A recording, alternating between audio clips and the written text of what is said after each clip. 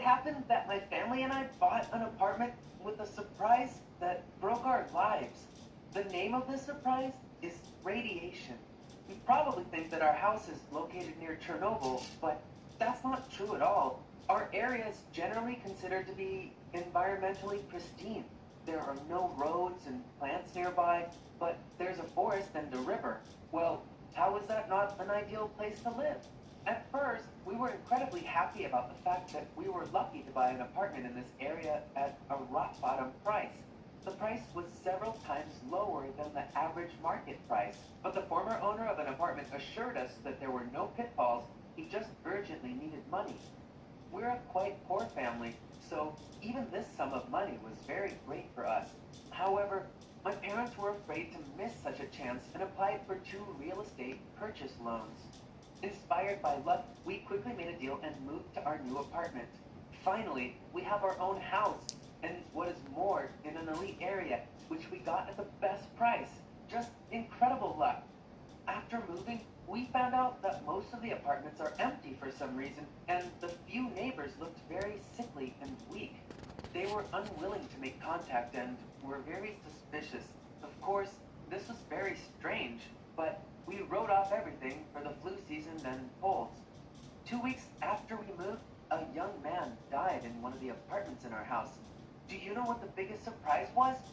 It seemed to us that everyone didn't care what happened, and moreover, all the neighbors looked like the living dead.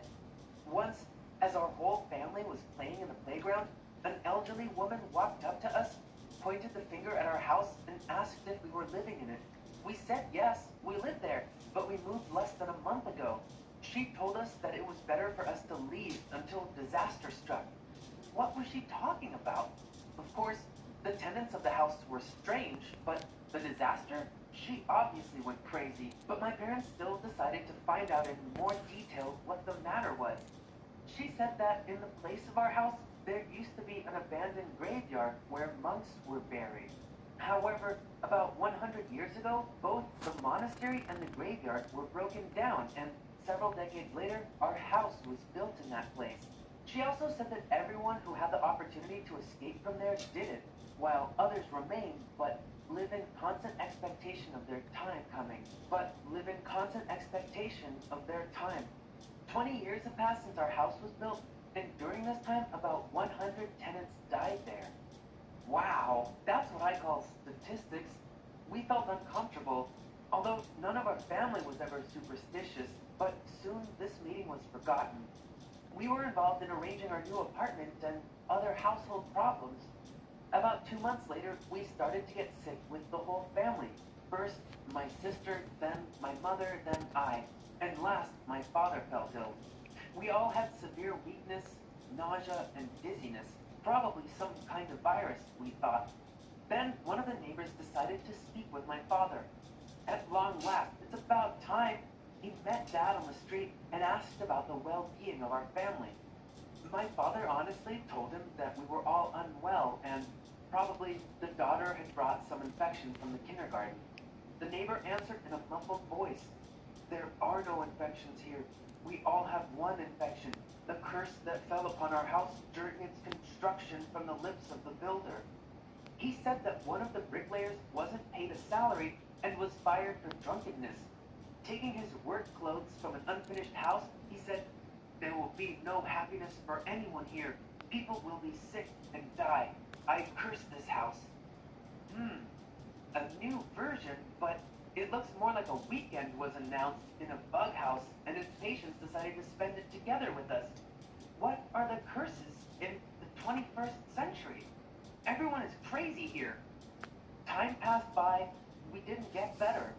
It seemed that this was some kind of protracted disease. Probably we all have weakened immune systems.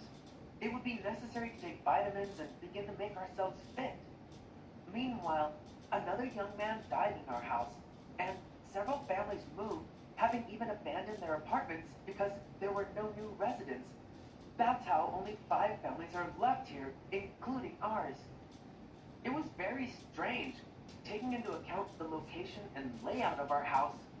Why do people not want to live here while the neighboring houses are packed to capacity and The apartments in them are sold in a matter of days. One day, my sister became very ill, and our parents decided to take her to the hospital. She wasn't set a certain diagnosis, but she was told that she needed a blood transfusion since the level of iron was critically low according to the results of the tests. She spent a couple of weeks in the hospital where she got stronger and began to feel better.